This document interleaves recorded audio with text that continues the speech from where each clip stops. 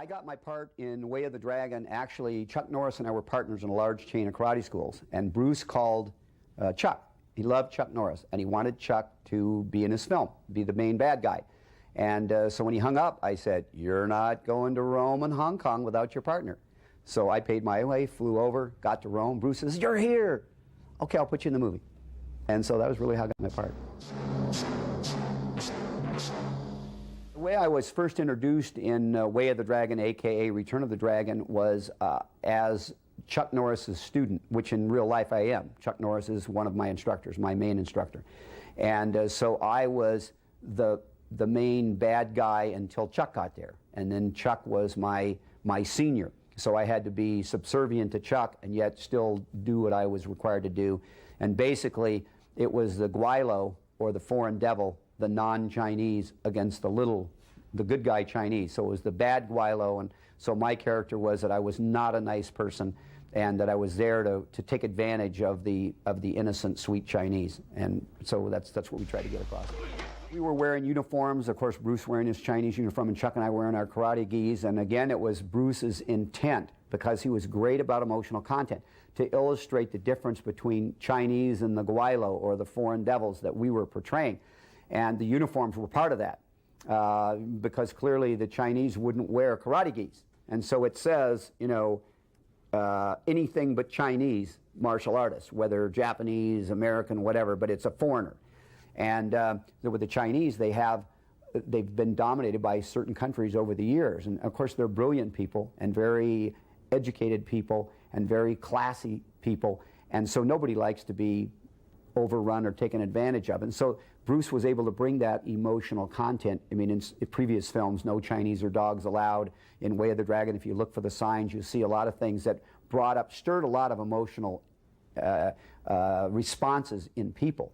And so being part of that was very, very exciting, because you start to realize, even though it wasn't a very expensive script, it was Bruce's directorial debut, and seeing how much of himself he put into it, and then, you know, as I said, the physical location and the combination of all the elements that he brought together, I think, is what makes it so memorable.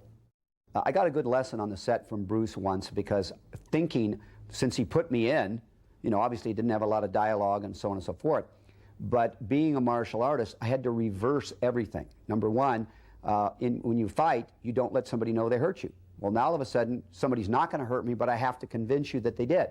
So it's a reverse. And so one day I wasn't in the scene, I was sitting there reading a book. And Bruce came up and he said, "Hey, what are you doing?" I said, "Reading a book." "Why are you reading a book?" I said, "I'm not in the scene."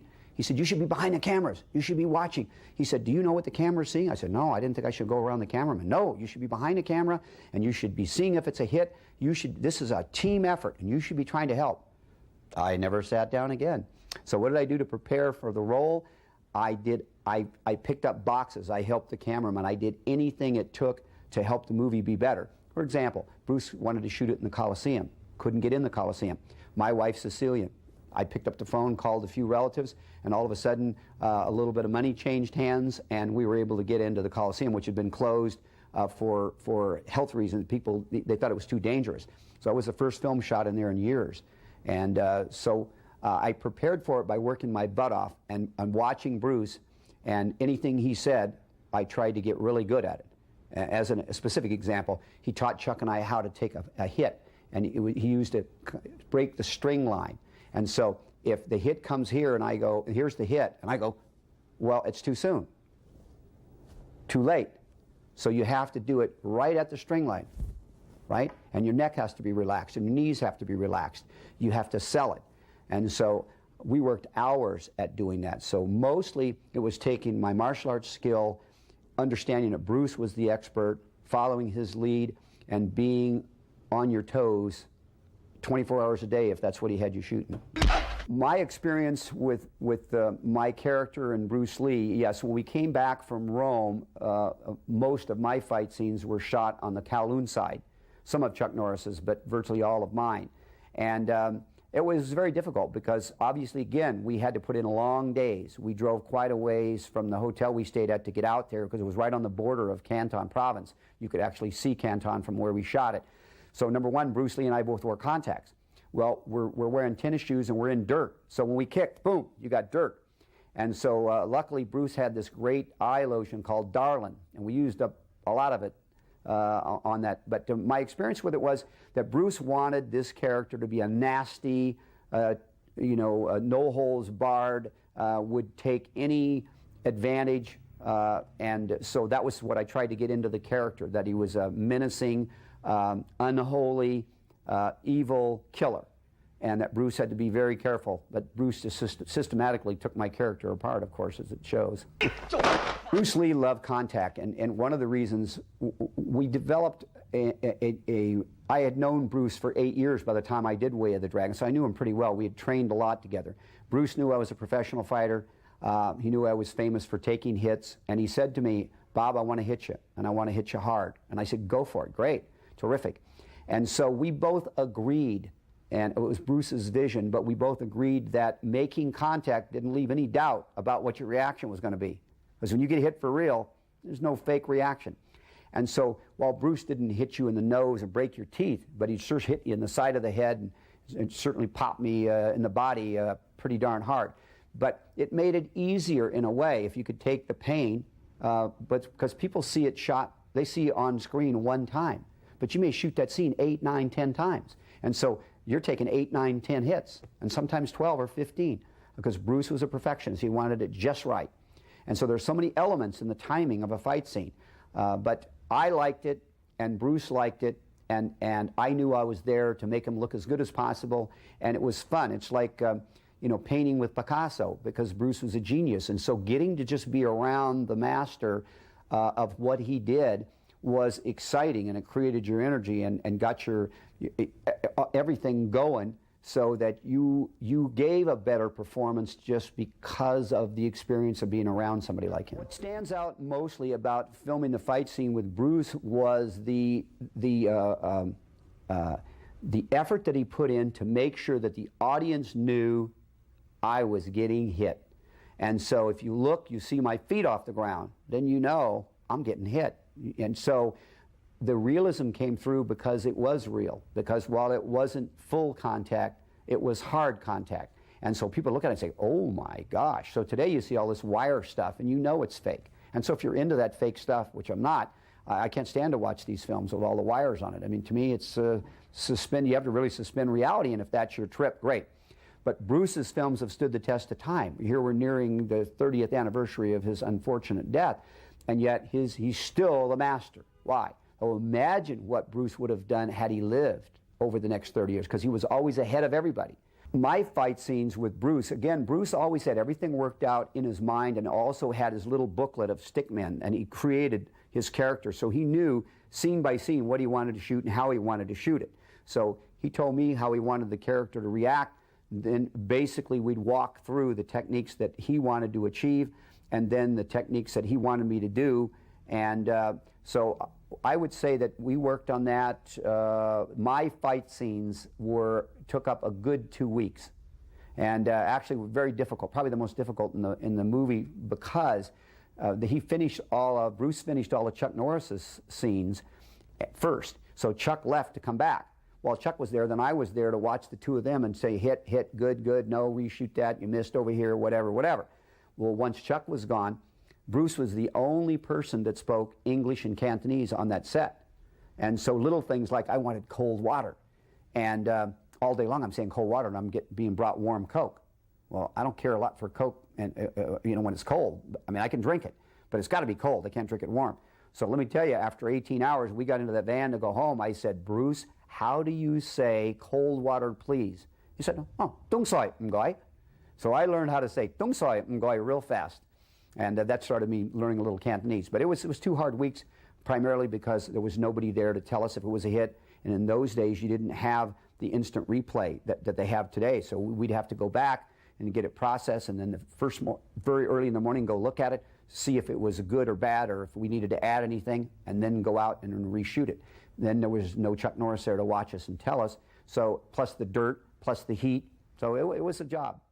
Bruce demanded that everybody understand that on his movie set, it was a team effort. But he also made it difficult in the sense that Bruce had a strong opinion about what he wanted on screen, and understand that he'd lived with it for months in his mind. So you get there and you're a white belt to his black belt when you start. But as we got into it, and fortunately for me, most of my fight scenes were shot at the end of the movie. I was there 3 months, all told, from beginning of end. And so by the time I got in 6 weeks and 8 weeks, I'd started getting a sense of what it was he wanted. So I was constantly telling him what I thought, 99% of which he didn't take.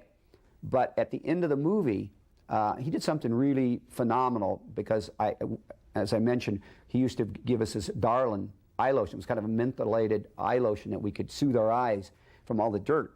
And so the day I was going to leave, Bruce said, you know, I really feel bad, but you know, I'm doing everything, star, director, stunt coordinator, everything, editor, and so I can't take you to the airport. He said, I really feel bad. He says, but you've done a great job, thank you, you know, goodbye.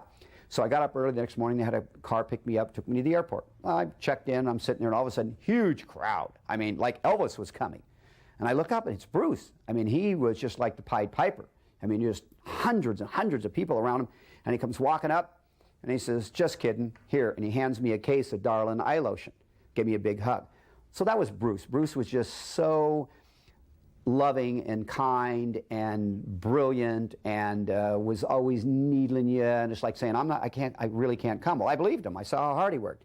I knew where he needed to be, and yet he took the time to come to see me off and to bring me the Darlin eye lotion. My experience in Italy was fabulous. I have to say that Chuck Norris and I had a great, great time, thanks to Bruce. Because Bruce, I've always told people that Bruce was a phenomenal martial artist. The world knows that. But if he had no martial arts skills, Bruce was a guy you'd love to hang with. He was fun, he was funny, he was bright.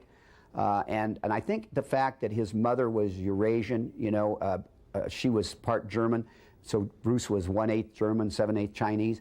I think it gave him an insight into bridging the gap. So he was a lot of fun to be around, because he was my first close Chinese friend, my first close Asian friend. And so he was so bright and so funny and so much fun to be around that he made that experience in Rome be great. When, of course, added to it that it was my first film, Chuck's second, I'm going, hello, Mom, I'm in a movie. This is pretty exciting, heady stuff. And so you're filming at all these beautiful locations, and you're with somebody that you love and respect, and you're getting to be part of something that you think is going to be outstanding. So it was a lot of fun. The behind-the-scenes stuffs were very interesting. Specifically, getting into the Coliseum, which I helped Bruce arrange, was breathtaking, because you realize this is thousands of years old. This is where lions ate Christians. I mean, it was incredible, and get to tour that. What was exciting for me personally was watching Bruce and Chuck, two brilliant martial artists, interact, and the excitement that they got of actually being there. And then it was the discussions between Chuck and Bruce, because Bruce respected Chuck so much that obviously Chuck is undefeated world middleweight champ, and a wonderful human and very humble.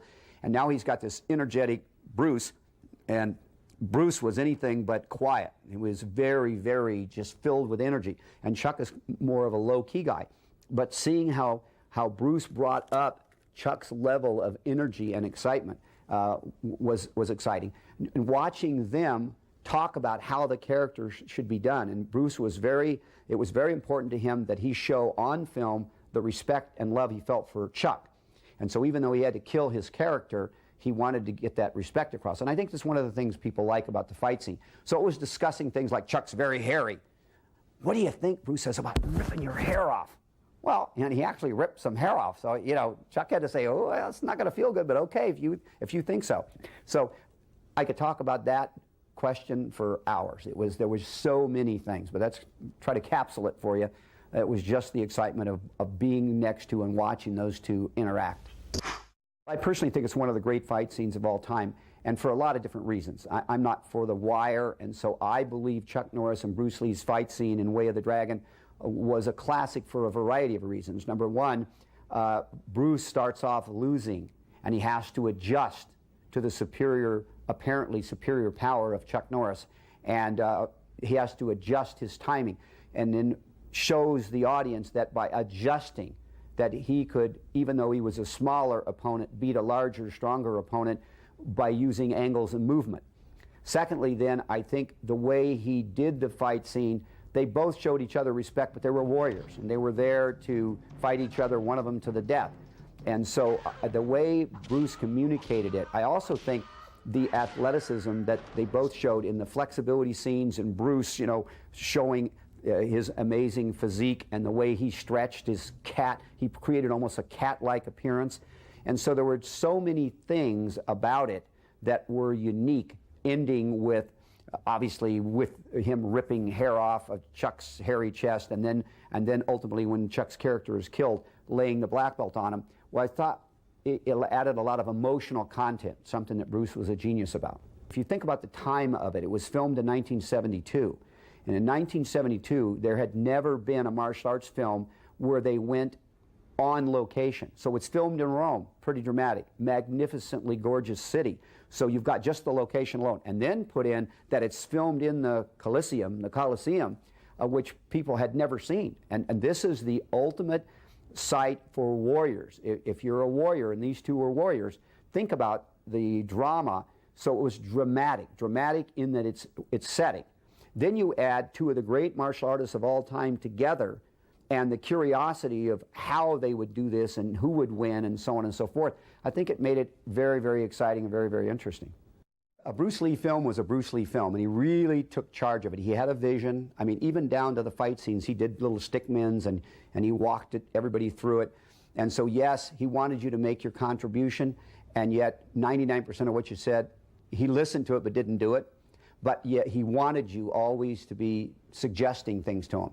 But Bruce has had his own way of wanting you to suggest things. For example, when we first left Rome and we got to Hong Kong, now all of a sudden we're on a set. And so the fight scene was Chuck Norris and Bruce. And in the beginning of the fight scene, Chuck is winning. And Bruce has got his hands down, just taking the hits, you know, and I go, right after the scene, I said, hey, Bruce, I said, you ought to put your hands up and block some of those, because even a beginner, slap him in the head, he's going to put his hand up after that, right? And he says, have you starred in films that have made millions of dollars? I go, who are you talking to? Because I'm his friend, right? He got up real close to me, and he, real quietly, he said, inscrutable Chinese must not be embarrassed in front of other inscrutable Chinese. And he said, so what he was really telling me was, if you got a suggestion or correction, tell me privately. Don't tell me in front of people. Well, years later, I realized that's absolutely correct. If my boss chews me out in front of a bunch of people, I'm embarrassed. And so he was the Bruce Lee guy, but a Bruce Lee film was a Bruce Lee film. When Chuck Norris and I arrived in Hong Kong, obviously we came with Bruce, and as soon as we hit there was all the local newspapers saying, you know, Wing Bang Lo, whatever his name was, challenges Chuck Norris to a fight and all this kind of stuff. And so we knew it was just locals trying to get some press. But Bruce said to Chuck and I, hey, just ignore it, because I beat one up and then there's 5, and I beat 5 up and there's 10, I beat 10 up and there's 20, so you just got to ignore him. And so he left. And so, but the press is still around, and Chuck was upset about it, somebody challenging him, and he's not accepting. But Bruce made him promise that he wouldn't accept any challenge. And so as soon as he left, I said, well, he didn't say anything about me. They didn't challenge me. So I went out to the press and I said, well, you know, I'm Mr. Norris's student, and so I'll accept all death matches.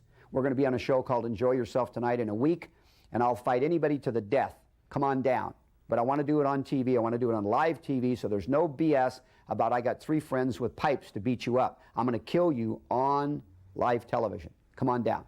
So a week later, 3 of us went down, thousands of people around, and everybody expects there's going to be a half a dozen challenges or more, and we get there, and nobody wants to step out there on the live stage for a death match.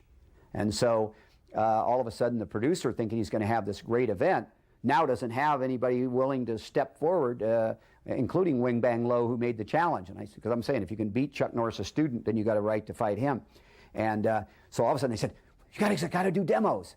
And so now Chuck is really psyched up, and he is a great, great fighter. He's the greatest martial arts fighter of all time, in my opinion. Undefeated middleweight world champ.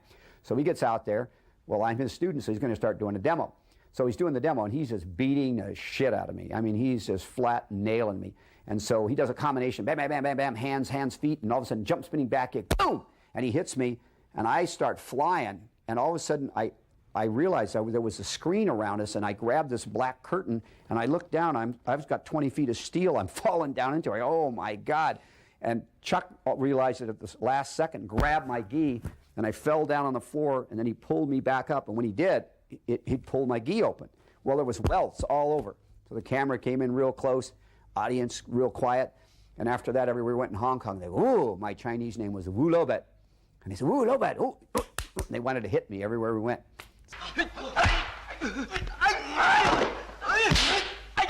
Were there any fight scenes or any other action scenes? Yes, that didn't hit the theaters. There's always things, because number one, you've got a time limit. So Bruce knew whatever his time limit of that film was, and so I am sure there was a lot of good stuff that didn't make it into the film. But in the end, Bruce was the editor. He was in there, and he knew what his vision was, and he was just like a pile of fruit. He reached out and picked the pieces that he wanted to put together. So yes, there's plenty. I believe only whoever owns it now would know, but I would have to guess there's a couple of hours at least of scenes that never did hit the final cut. Was Bruce nervous about the outcome? He had a lot of responsibility, yes, but he loved his partner, Raymond Chow, and they'd created their partnership, Golden Harvest and Concord being Bruce's production film, with the main asset being Bruce Lee initially. But yes, I think Bruce put a lot of this pressure on himself, because obviously he admired what Raymond Chow had done and was, but he also realized this was kind of his coming out party, because now he's taken over the direction and the starring and the writing and so on and so forth. And so I don't think that nervous really hits it as much as stressed, because he was a perfectionist. He wanted it to be great. And so I think when we first got there, he was so happy to see us that got rid of some of the nerves.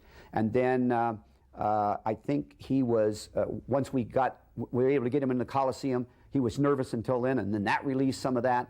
But Bruce was a genius at utilizing his nervous energy. And so I think he did put a lot of responsibility on himself, but he handled it very well. Bruce wrote, starred, directed. I mean, we used to kid him and say he was everything from the janitor, chief bottle washer, besides being director, producer, star, action coordinator. And I tell you, it was exhausting just watching him. Bruce was so dynamic, but he was so happy that he had finally been given this opportunity, that the stardom of his first two films, each of his films broke the previous box office record all time. And so he had the pressure on him of, this is his third film, and he's got to break that box office record. And he also, his ego, he wanted it to be better than the last one. And so I think personally he took on too many jobs. That was just the load. But the budget was incredibly low. A lot of people don't know the budget was only $250,000 for Way of the Dragon. That's a very small budget. And you consider how much had to be spent just shooting in Rome. So he had to be efficient. And that meant he had to shoot long days. So we literally shot lots of 18-hour days because of that. So it was exciting, but when we'd go home and go to bed, Bruce would still be writing and preparing for the next day. And so you could see him wear down, although Bruce was virtually indefatigable. The reality is he really put a lot on him. So it was a mixture of admiration and a mixture of, you're nuts, guy, and which we told him a few times, but he said, no, I just got to make this great. So it was exciting. I guess if you kept saying one word that came around Bruce, it was exciting. It was always fun and it was always exciting, but it was tiring. I was very impressed with Bruce because first of all, Bruce was a genius, and he was a genius on a lot of levels. Mostly the world knows him as a martial arts genius. But he had 20 films he made from the time he was 5 until he was 18. So, and his father was a brilliant comedic actor. So he was around the business, and he really knew the business. He knew camera angles and so on. And so what I liked about it was Bruce's third film as an adult, but it was his first and only comedy. And I liked the part that it showed that humility that Bruce had. Bruce was known as a cocky guy, which he was, but he was also a very humble guy mixed in with his cockiness. His cockiness was more to tease you, to get reactions out of you. But I thought it was a great portrayal. He's playing a Chinese bumpkin who doesn't speak the language in Rome and got to solve problems. I mean, his problems as basic as just eating. And so I thought it showed a very interesting side of Bruce, and I was thrilled to be in it. My impressions of Bruce Lee as an actor, writer, director, producer, it was amazement. But Bruce, it showed me how knowledgeable he was, and how intimately involved he was. He was also the editor. I mean, he lived in that editing booth. And Bruce was a genius. First of all, he was the first one that I ever knew of to shoot master. And he'd shoot a master, and then he'd always have 3 cameras, low, medium, high, and he'd shoot different angles. And he shot lots of coverage on everything. And so I would say if I had to pick one word to describe it, would be admiration, because he was so talented, and yet, so he could put a lot on himself and still carry it off. And yet I thought, in a way, he was kind of dumb to take so much on himself. Turned out I was right, I was wrong, and he was right. Well, to all the fans that Bruce Lee has worldwide, and I think his fan base is probably bigger than it's ever been as younger generations begin discovering him, and obviously there's that emotional feeling that, gee, I wish I'd known him. I've had so many people say, oh, you're so lucky you got to know Bruce Lee, and they're right.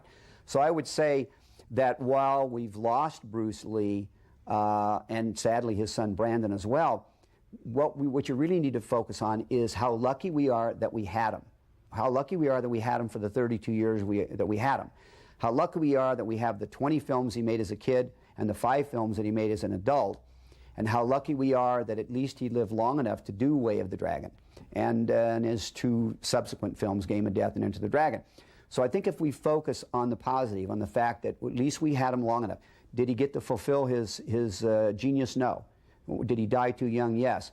But I would say that I personally am honored and thrilled and happy and I'm blessed that I got to be in 3 Bruce Lee films and that he was my friend. So I think they have to focus on what they have, and what they have is projects just like this, where there's still a lot of people out there that love Bruce enough that they'll go to the expense and the trouble and the time to produce epics like this that give maybe a little more insight and eliminate a lot of the BS that was created by films like Dragon, which I personally don't think really did Bruce any justice. It wasn't accurate, but at least focus on the positive, the fact that we had him and that he did do what he did do. Way of the Dragon has been considered one of the most influential martial arts films of all time, and I believe the reason it stood the test of time, I mean, we could spend hours, but to capsulize it, A, Bruce Lee, B, Bruce Lee, C, Bruce Lee. And then, so he's magic in a bottle. So you're getting to view that magic in a bottle. Bruce was a martial arts genius. Bruce was a filmatic genius. He knew better than anybody, in my opinion, how to capture the best he had to offer on film. He was a master at capturing emotional content. He knew what would piss people off and what would make people cry and what would make people laugh. And so it's not just a physical thing with him.